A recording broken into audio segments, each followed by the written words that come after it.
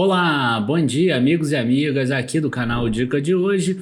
Nesse vídeo de hoje, vídeo de sábado, dia que a gente fala um pouco mais sobre macroeconomia, aproveitei para responder a dúvida de uma pessoa que chegou, que a pessoa até não foi tão elogiosa, mas é interessante a dúvida dela porque pode ser a dúvida de outras pessoas também. E a pessoa fez a pergunta da seguinte forma: Daniel, por que você fica falando tanto de juros no canal, se o canal é de bolsa e de finanças? Então você vai ver nesse vídeo de hoje qual é o impacto dos juros, tanto no preço das ações, quanto na decisão das empresas em fazer investimentos. Então curta o vídeo, se inscreva no canal e logo depois da vinheta a gente já começa.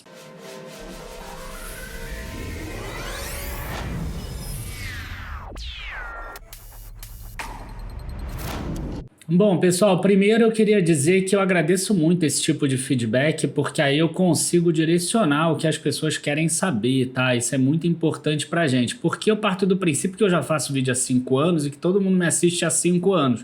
Então as pessoas já foram aprendendo ao longo do tempo, inclusive alguns grupos que eu tô lá de assinantes de antigamente, tudo, né, de grupos, de cursos e também, eu vejo que essas pessoas já aprenderam. Então na minha cabeça é como se as pessoas estivessem seguindo, mas eu acabo esquecendo às vezes que entram pessoas novas aqui no canal. Então é importante que passem esse feedback também. Qual é a questão dos juros? Por que eu fico falando tanto de juros e de inflação nesses vídeos de sábado? E a grande questão é a seguinte: as empresas, elas acabam, né, quando elas precisam fazer um investimento, e elas, por fazerem investimentos e por crescerem, é que o preço da ação sobe, tá? A ação não sobe porque no longo prazo a ação sobe. Se uma empresa ficar sem fazer investimento nenhum, no longo prazo a ação dela não sobe. Se bobear, vai até cair porque o produto dela vai ficar obsoleto. Ele vai ser ultrapassado por outros concorrentes que vão fazer investimentos. Então essas empresas, elas precisam fazer investimentos, elas precisam crescer, elas precisam ficar antenadas, saber como é que está mudando aquele modelo, aquela plataforma de negócios dela, por que isso está mudando, e aí ela faz os investimentos de forma acertada.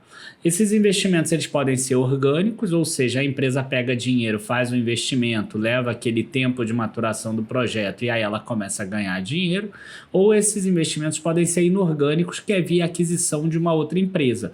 Esse tipo de investimento é um pouco mais rápido para trazer recurso, né, para a empresa, para trazer geração de caixa. Nessa semana, por exemplo, saiu a aquisição da Tupy da MWM pela Tupy, e aí a gente viu como as ações da Tupy, por exemplo, subiram bastante. Mas é um outro tipo de modelo, quer dizer, os desafios desse é fazer sinergia de negócios, a empresa que está sendo adquirida normalmente tem a margem mais baixa, enfim, não é o assunto do vídeo de hoje, mas as empresas, elas precisam fazer investimentos para crescer, e às vezes até para mudar de setor um pouquinho. Voltando a esse caso da Tupy, por exemplo, a empresa que era uma empresa que fazia ali blocos e cabeçotes de motores, com essa aquisição da MWM, ela vai poder fazer o próprio motor completo, né? Então é um negócio complementar que pode fazer com que ela agregue mais valor, por exemplo, ao serviço dela. Mas o vídeo não é sobre Tupy também. Então as empresas, elas precisam de capital, elas precisam de dinheiro para fazer esses investimentos. E aí a empresa, ela tem um custo de captação. Hoje em dia esse custo de captação está mais ou menos a CDI mais 2%. É claro que varia. Tem empresa que é AAA, tem empresa que não é AAA, que está em dificuldade. Aí tem empresa que vai captar talvez a CDI mais 4, outra é CDI mais 1. Mas vamos fingir aí que CDI mais 2 seja esse custo de captação e que a Selic deve ir para 12,75 na próxima reunião do Copom, o que deve gerar mais ou menos alguma coisa em torno de 15%, mais ou menos, nos investimentos das empresas. Então, para você ter uma ideia, por exemplo, tá, eu fiz aqui uma planilha, agora eu vou passar para a planilha. É o seguinte, vamos imaginar um investimento normal, tá, que as empresas poderiam fazer, que é o seguinte, tá? Uma empresa qualquer, pode ser uma linha de transmissão, pode ser, sei lá, até uma PetroRio com poço de petróleo de Wahoo, ela vai investir 100 milhões de dólares, depois 300 milhões, 300 milhões. aí esse número aqui, no caso dela, seria variável. No caso de uma transmissora de energia, como a RAP já está contratada, é mais fácil para a gente imaginar. Não se apegue muito no 70, nem nesses valores, não. Tá? Mas o que importa é, você tem um investimento que deve durar aí alguma coisa em torno de 3 anos.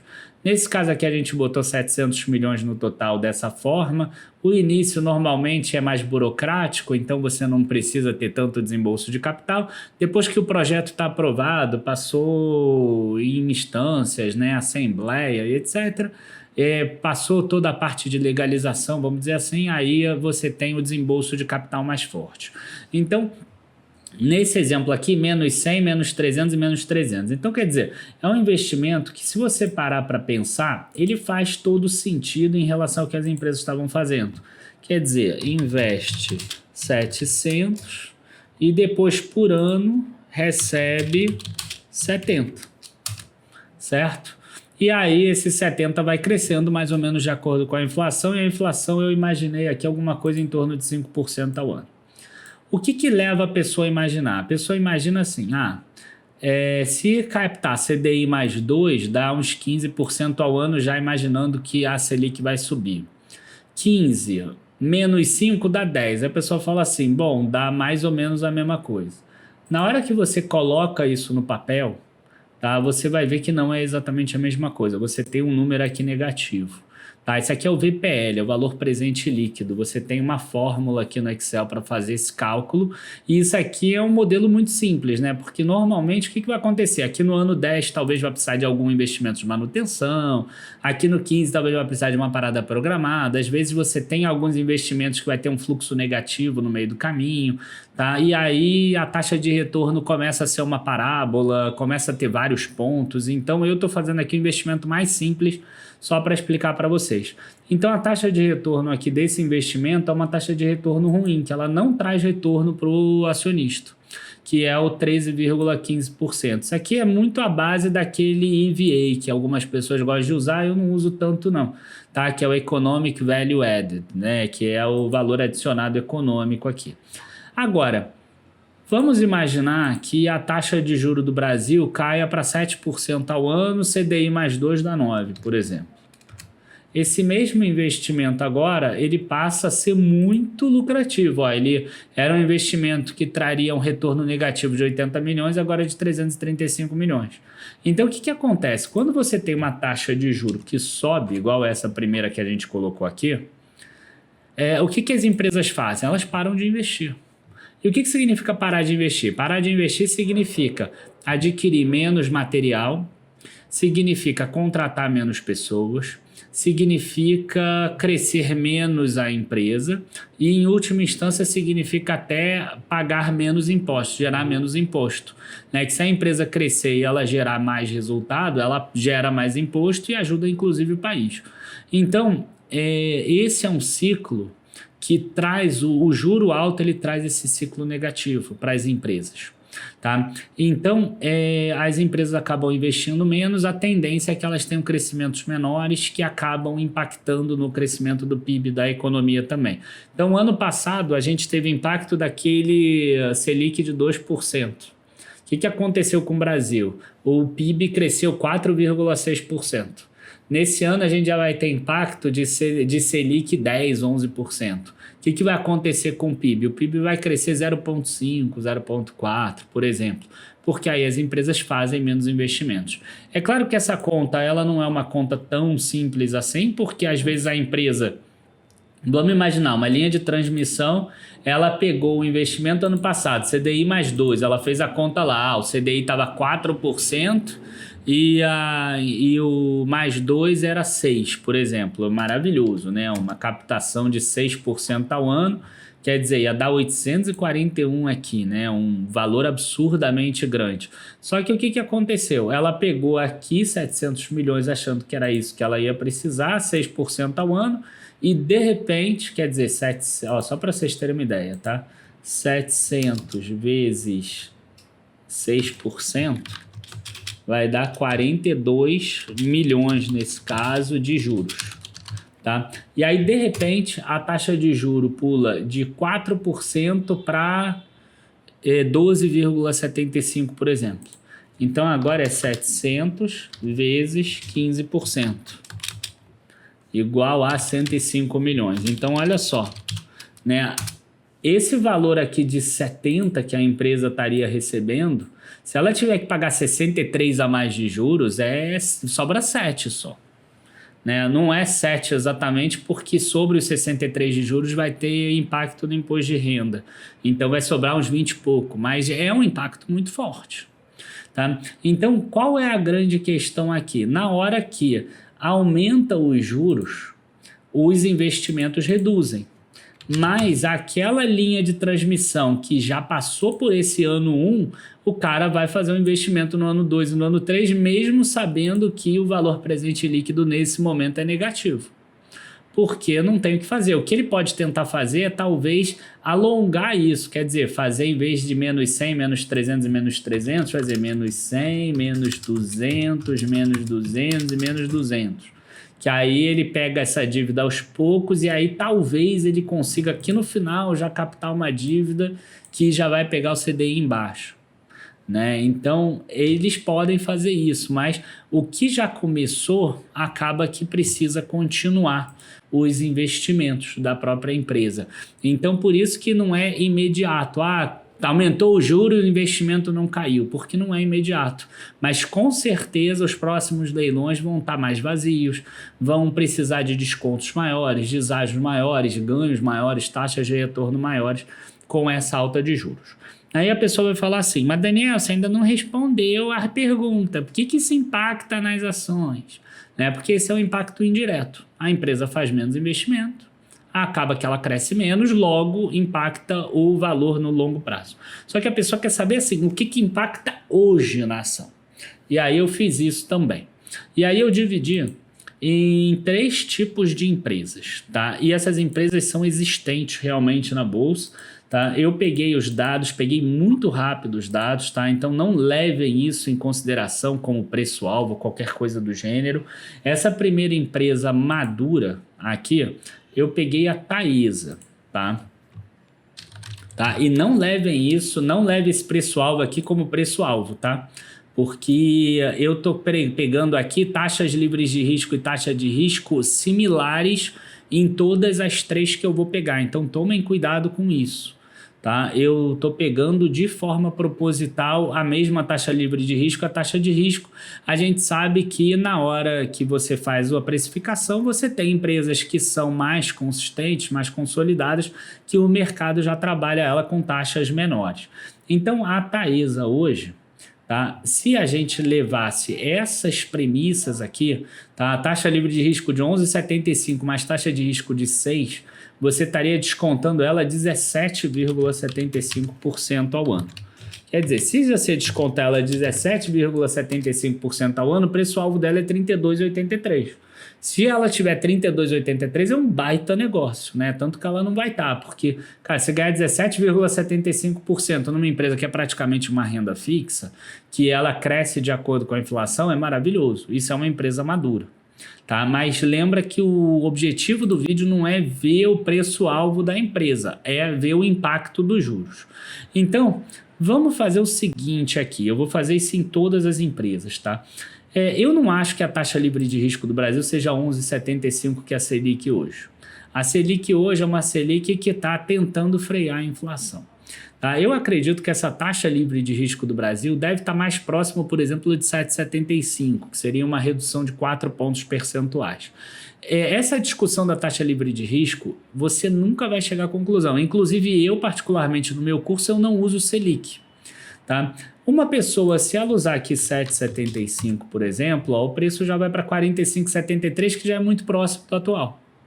Né? Então, o que o mercado está hoje? Está pagando hoje um retorno de 13,75 na Taesa, mais ou menos. E todo mundo sabe que, como a inflação está alta, talvez no primeiro ano aqui ainda tenha uma inflação adicional aí, vamos imaginar, 10% a mais. Então, quer dizer, o mercado ainda está pagando até um pouco menos do que esse 13,70, está pagando até um pouco mais que esse 13,75, tá? Então, é só para contextualizar aqui para vocês. Mas o objetivo é essa questão do juro aqui. Então, olha só, 32,83 e aqui 45,73. Qual foi o impacto no preço-alvo? da queda dos juros? 39%. Isso aqui para mim que importa. 39,21%. Então, o impacto no preço-alvo, quando eu reduzir a taxa aqui livre de risco, foi 39,21% no preço da ação. Tá? Isso aqui que para mim importa. Porque a pergunta foi, por que você fica enchendo tanto saco com os juros? Tá? Então, a queda de 4% nos juros aqui em Taesa aumentou 39,21% no preço da ação, que, como vocês podem ver, já está praticamente tudo no preço dela mesmo, só não está ainda a inflação. Aí aqui eu peguei uma empresa em turnaround. Essa empresa também existe, ela é a Melius. Né? A Melius, você vai ver que eu estou botando aqui preço de hoje, tá? Porque essa empresa é impossível você precificar exatamente o que deve acontecer com ela, diferente da Taesa. Então, hoje ela tem aqui um fluxo de caixa livre de menos 186 milhões. Quer dizer, no último ano ela consumiu 186 milhões. Uns 32, 35 milhões de caixa operacional, mais uns 150 milhões do restante lá de investimentos em si, né? Principalmente aquisição de algumas empresas. Aqui, volto a dizer, não é algo para precificação, é apenas para ver o impacto dos juros. Tá? A empresa vai ter um fluxo de caixa livre muito pior do que esse, porque ela vai pagar mais de 300 milhões do Banco Acesso, mas é só para a gente ver o impacto dos juros em condições similares. Aqui o preço-alvo dela está 2,08, eu vou baixar exatamente igual aqui 7,75. Então vai para 3,59. 3,59 dividido por 2,08, ó, menos 1 vezes 100. 72,60%. O que mudou da Taesa para Melius aqui para ter esse aumento todo, por exemplo, no preço-alvo? Só com a queda dos juros. Né? O que acontece é que aqui a gente tem uma taxa de crescimento de 6% ao ano, e aqui a gente tem uma taxa de crescimento de 26% ao ano, e depois de 8% ao ano aqui mais na perpetuidade, a partir do ano 10 que eu coloquei isso. Tá? Então, quando você tem taxas de crescimentos maiores, você vê que cresce isso aqui mais rápido. Então, você tem um fluxo maior no futuro. Por isso que a ação é mais volátil. Tá? Então, a Melius ela vai oscilar mais do que a Taesa, que provavelmente vai ficar mais assim. Tá? Mais ou menos isso. E aí eu ainda passei por uma outra empresa aqui, por exemplo, a Pets. E lembra que isso aqui não é preço-alvo. Eu estou tentando imaginar premissas que façam com que o preço atual seja o preço dela para essas empresas em crescimento e turnaround. Porque aí o mercado é soberano, ele diz lá qual é o valor que ele imagina. Então, esse preço atual, se você imaginar a mesma taxa livre de risco, mesma taxa de risco, ele está imaginando um crescimento de 50% ao ano e depois 11% na perpetuidade, que é bem alto. Tá? Mas você imaginar uma inflação de 5%, quer dizer, 6% acima da inflação. Você imaginar que o Brasil vai crescer 2% ao ano, mais 5% de inflação dá 7%, quer dizer, vai crescer 4% acima do PIB. É muito, muito alto. Mas mesmo assim a gente vai seguir dessa forma. O que acontece se eu baixar aqui a taxa de juros? Ó, então quer dizer, 28,30 dividido por 15,99. Menos 1 vezes 100. Então, a gente tem 76,99. Então, você vê que quanto maior a taxa de crescimento que você espera no futuro, mais volátil é a empresa. 76%, 72%, 39%. Né? Então, esse é um ponto que você precisa entender na hora que você compra uma ação. Tá? Agora a taxa livre de risco está muito alta. O que tem algumas pessoas que estão fazendo? Elas estão comprando ações que são aquelas mais voláteis. Por quê? Porque se a taxa livre de risco cair, ela vai ter um retorno absurdo. Agora, quem garante que a taxa de juro vai terminar aqui? Né? Por que o Brasil não pode chegar numa taxa de juros, sei lá, de 15%? Ou de 20%, por exemplo, se a inflação continuar grande no mundo todo. Né? Então, é um cenário que é complicado de você prever. Você pode arriscar já investir naquela empresa mais arriscada e ela mostrar uma volatilidade para cima pela queda da taxa livre de risco, ou você pode preferir investir na empresa madura e aí se a taxa livre de risco subir muito, você vai ver que você vai perder menos dinheiro do que a média do mercado, por exemplo. Então é um cenário que é um pouco complicado, mas por que eu fiz esse vídeo? Para mostrar para a pessoa que me perguntou que só essa movimentação da taxa de juros faz a empresa aumentar ou diminuir o preço-alvo dela em 39%, 75%. Então é muito relevante. Tá? Vamos fazer um último estudo aqui, ó. Taesa, vamos imaginar agora o contrário, que suba 4%, embora pareça meio improvável que isso aconteça. Ó, foi para 25 e 18.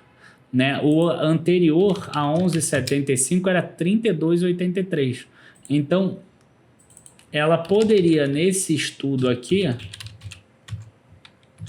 ó, cair 23,3%. Né? Se aumentasse mais ainda a taxa de juros. Aqui, ó, se fosse para 15,75, aquele 2,08 da Amélios vai para 1,27. Aí ela cai mais ainda. Então, quer dizer, tem menos 38,94. Ah, mas a Amélios já caiu muito. Ela estava em R$13. Como é que ela vai chegar em 1 e pouco? E se a taxa de juros continuar subindo, porque boa parte do resultado dela está focado no longo prazo. Né? E a mesma coisa aqui. Se a gente pegar, né, o 15,75 lá na Pets, ela vai a 9,66 e ela estava 15,99.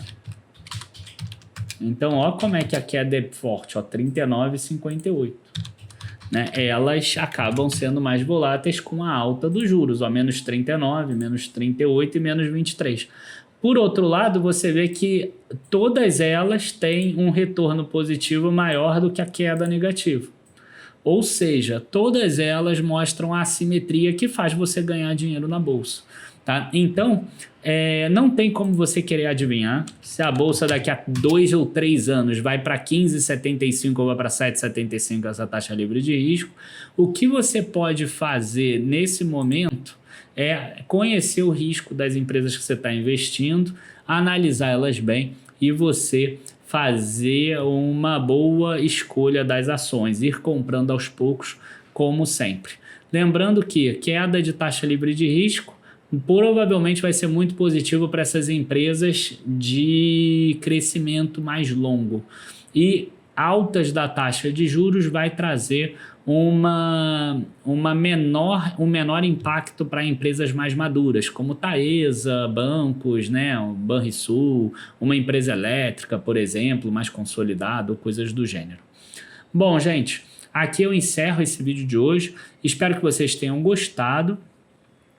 Tá? Porque é exatamente por isso que eu encho muito o saco de juros, porque o juro ele pode fazer uma ação, como vocês viram, né? Subir 76% ou cair 40%. Então ele é uma parte relevante na hora que a gente faz a taxa de desconto do fluxo de caixa ou dos dividendos de qualquer empresa. Abraços a todos.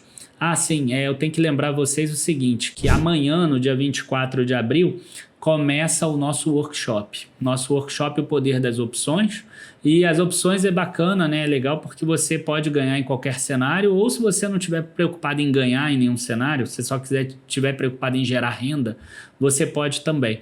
Então o link vai estar aqui na descrição do vídeo e você pode se inscrever gratuitamente e a gente fica muito feliz. Eu peguei agora esses 4 primeiros meses do ano, foram meses de muito trabalho, a gente fez 4 workshops seguidos, um exatamente para empresas de crescimento lá em janeiro, outro para alocação estrutural de carteira em fevereiro, outro para geração de renda com dividendos, fundos imobiliários e renda fixa em março, e agora a gente vai terminar com esse de opções. Quem chegou desde janeiro aqui e já viu todos os workshops, cara, tá bem demais, com certeza, nesses 4 meses para poder investir na bolsa, se ela subindo ou ela caindo. Então, a gente convida vocês para assistir gratuitamente o workshop.